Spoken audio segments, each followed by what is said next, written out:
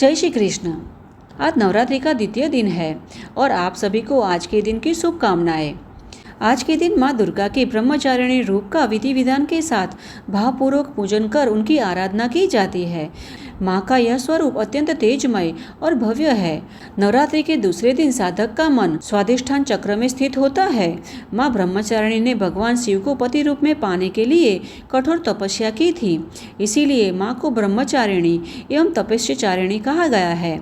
माँ ब्रह्मचारिणी हमें तप की शक्ति देती है और तप मात्र शारीरिक नहीं अपितु मानसिक भी होता है। और मानसिक तप यानी अपने इंद्रियों को वश कर अपनी चेतना को भगवान की भक्ति में लगाना और हमारे इंद्रियों को वश में करने की शक्ति हमें माँ भगवती माँ ब्रह्मचारिणी प्रदान करती है, क्योंकि सभी शक्तियों का मूल माँ भगवती ही है। इसीलिए इस पावन नवरात्रि के दिनों में माँ आद्याशक्ति की उपासना कर हम शारीरिक और मानसिक शक्तियाँ प्राप्त कर सकते हैं और माँ ब्रह्मचारिणी से हमें तप करने की शक्ति प्राप्त होती है। तो चलिए आज के नवरात्रि के द्वितीय दिन माँ ब्रह्मचारिणी की पूजा आराधना कैसे की जाती है यह भी जान लेते हैं। साथ ही अंत में नवरात्रि कथा का भी श्रवण करेंगे। तो इसके लिए अंत तक हमारे साथ जुड़े रहना और कथा अच्छी लगे तो लाइक शेयर और ऐसे ही कथा श्रवण करने हेतु इस चैनल को सब्सक्राइब भी कर लीजिएगा। तो आइए आज के वीडियो का आरंभ करते हैं। अब इस दिन ब्रह्मचारिणी माता की पूजा आराधना करने के लिए सुबह उठकर जल्दी स्नान कर ले। फिर पूजा के स्थान पर गंगा जल छिड़क कर उसकी शुद्धि कर ले। घर के मंदिर में दीप प्रज्वलित करे। माँ दुर्गा की प्रतिमा है तो उनका गंगा जल से अभिषेक करे। तत्पश्चात माँ दुर्गा को अर्घ्य दे। माँ को अक्षत, सिंदूर और लाल पुष्प अर्पित करे और भोग में स्वादिष्ट व्यंजन और फल मिष्ठान अर्पित करे। परंतु भोग अर्पित करते समय यह ध्यान रखे कि यह शुद्ध हो, यानी प्याज लहसुन बिना का हो, क्योंकि भगवान को मात्र सात्विक चीजों का ही भोग लगाया जाता है। अब भोग अर्पित करने के पश्चात धूप और दीप प्रज्वलित कर दुर्गा चालीसा का पाठ करे और माँ की आरती करे। देवी माँ ब्रह्मचारिणी को गुड़हल का और कमल का फूल अत्यंत प्रिय है और इसीलिए संभव हो तो माँ की पूजा के दरमियान इन्हीं पुष्पों को देवी के चरणों में अर्पित करे। माँ को चीनी और मिश्री भी अत्यंत पसंद है, इसीलिए माँ को भोग में चीनी, मिश्री और पंचामृत का भोग भी लगा सकते हैं। माँ ब्रह्मचारिणी को दूध और दूध से बने व्यंजन अति प्रिय होते हैं, इसीलिए आप उन्हें दूध से बने व्यंजनों का भोग लगा सकते हैं। इस भोग से देवी ब्रह्मचारिणी प्रसन्न होती है और इन्हीं चीज़ों का दान किया जाए तो माँ के आशीर्वाद से सौभाग्य की प्राप्ति भी हो जाती है। और पूजन के समय मंत्रोच्चारण अवश्य करना चाहिए। तो इस प्रकार द्वितीय नवरात्रि का पूरा दिन माँ ब्रह्मचारिणी का विधि विधान पूर्वक पूजन किया जाए तो माँ अवश्य प्रसन्न होती है और अपने भक्तों पर कृपा दृष्टि करती है। और माँ दुर्गा को ब्रह्मचारिणी इसीलिए कहा गया है क्योंकि जब माता सती ने पुनः जन्म लेकर पर्वतराज हिमालय के घर पार्वती के रूप में जन्म लिया था, तब नारद जी के उपदेश से उन्होंने कठोर तप किया, जिसके फलस्वरूप वे भगवान शिव को पति रूप में प्राप्त कर सके। इस कठोर तप के कारण उनका नाम ब्रह्मचारिणी या तपस्याचारिणी पड़ा।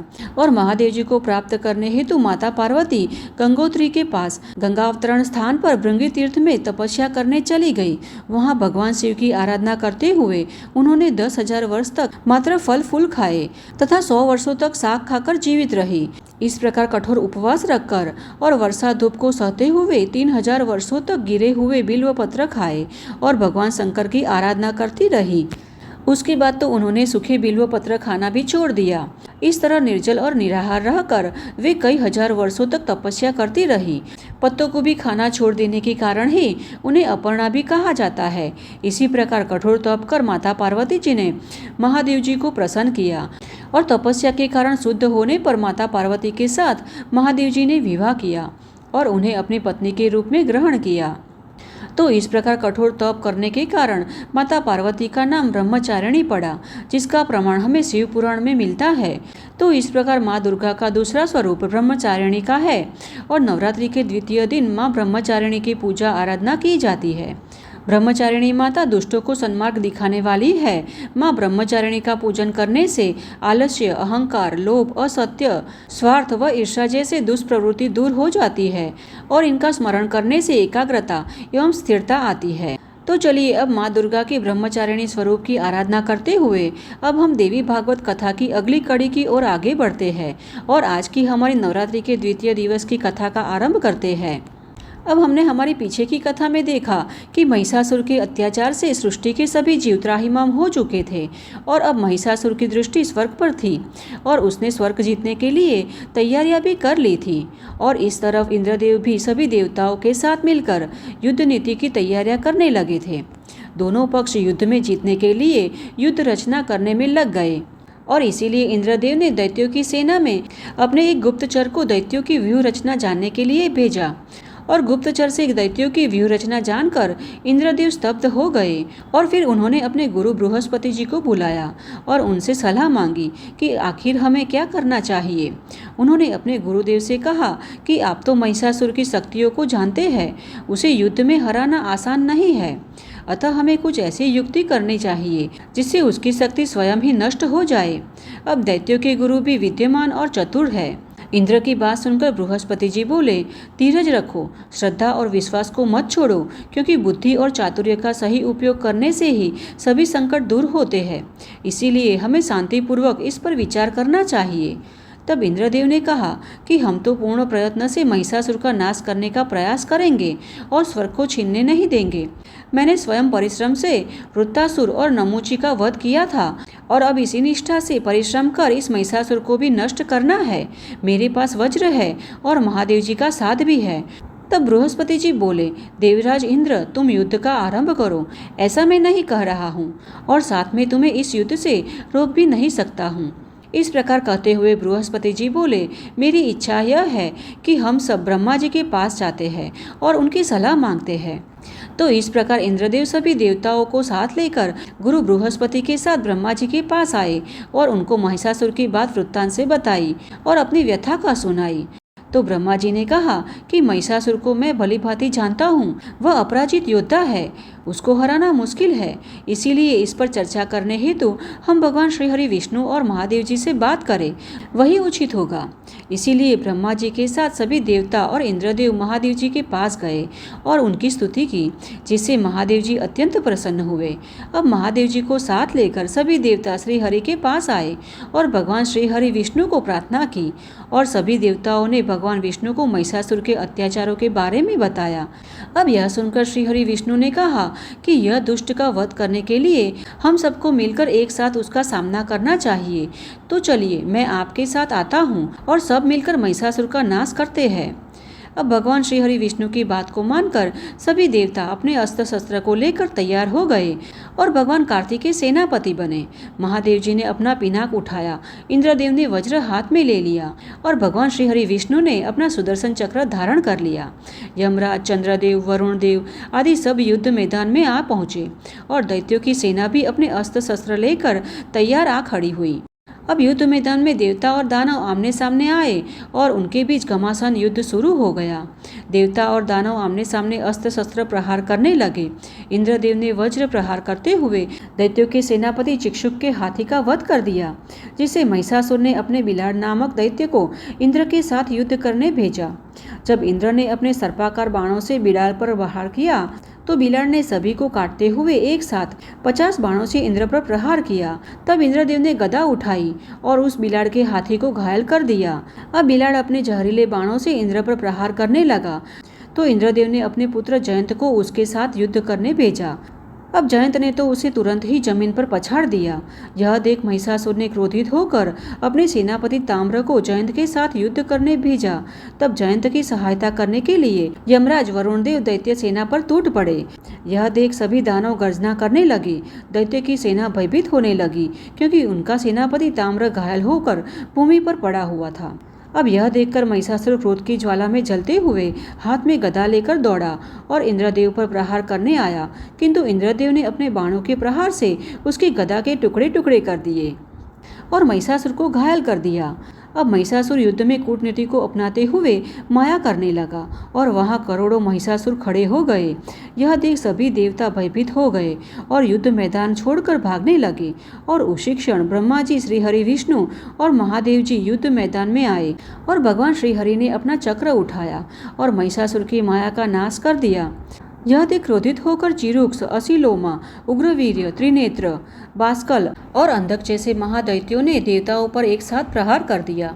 इंद्रदेव ने भी सभी देवता, सूर्य, चंद्र, यमराज, वरुण देव और मर्दों एक साथ मिलकर बाणों की वर्षा करने लगे, जिससे आकाश भी नहीं दिख रहा था। इस प्रकार दोनों पक्ष एक दूसरे पर बाणों की वर्षा करने लगे। अब महिषासुर ने इस समय विकराल, महाभयंकर और हृदय द्रवित हो उठे ऐसा महिषा का रूप धारण किया और अपने सिंह से पर्वतों को फेंकने लगा और मेघ गर्जना समान वह जोर से गर्जना करने लगा, जिससे सभी देवता कांपने लगे। अब महिषासुर की गर्जना और बाणों से चारों दिशाओं में कंपन शुरू हो गई।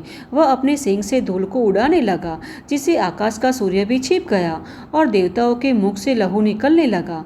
इसीलिए युद्ध भूमि छोड़कर सभी देवता इधर उधर चारों ओर भागने लगे और अंत में सभी इकट्ठा होकर ब्रह्मा जी के पास आए और उनसे कहने लगे कि हे ब्रह्मा जी, हे आदिदेव, हमारी पराजय हो चुकी है, हम हार गए हैं। महिषासुर ने स्वर्ग को जीत लिया है और हम जंगल में भटक रहे हैं। अब हम अत्यंत थक चुके हैं। इस दुष्ट दानव ने हमारा सुख ऐश्वर्य सब छीन लिया है। उसने ऐरावत, कामधेनु, उच्च श्रवा को भी छीन लिया है। हमारी अप्सराओं को भी उन्होंने छीन लिया है। महा अनर्थ हो रहा है। अप्सराओं और देवांगनाओं के साथ वह दुष्ट क्या करेंगे, हमें यही भय लग रहा है। अतः हे देव, हमें मार्ग बताए कि अब हम क्या करें। तब ब्रह्मा जी ने उत्तर दिया कि हे देवगण, अब मैं क्या करूं, अब मुझे भी कुछ नहीं सूझ रहा है। महिषासुर ने तपस्या कर मुझसे वरदान प्राप्त किया है कि कोई स्त्री के हाथों ही उसकी मृत्यु हो। अब कोई स्त्री युद्ध नहीं करती, युद्ध में तो मात्र पुरुष ही लड़ते हैं, जिससे वह मर नहीं सकता। तो इसीलिए हम फिर से महादेव जी को लेकर भगवान श्री हरि विष्णु के पास जाते हैं, वही हमें सही मार्ग दिखाएंगे। अब इस प्रकार चर्चा करके सभी महादेव जी को लेकर भगवान श्री हरि विष्णु के पास आए और सोचने लगे कि इस महिषासुर को कैसे मारा जाए। तब महादेव जी बोले कि हे देवाधिदेव ब्रह्मा जी, आपके वरदान से ही यह दुष्ट महिषासुर इतना प्रबल हुआ है। उसमें इतनी शक्ति आपके वरदान के कारण ही है। मैं या आप उसके साथ युद्ध करके भी जीत नहीं सकेंगे। उसे कोई स्त्री ही मार सकती है, किंतु देवी सरस्वती, मेरी पत्नी उमा या श्री हरि विष्णु की पत्नी महालक्ष्मी इन दोनों के सामने लड़ सकेगी। अब श्रीहरि आपको ही मार्ग दिखलाना होगा, आपको ही कुछ युक्ति करनी होगी। तो इस प्रकार सभी मिलकर श्री हरि को प्रार्थना करने लगे। सभी देवता दुखी मन से भगवान श्री हरि से कहने लगे कि हे भगवान, दैत्य महिषासुर ने स्वर्ग को हमसे छीन लिया है, इसीलिए हम इधर उधर भटक रहे हैं। इस स्थिति का सामना करने का सामर्थ्य अब हम में नहीं है। महिषासुर दुष्ट है, पापी है, उसने महिषी की योनि से जन्म लिया है, अतः उसमें मायावी शक्ति है, पशुता है।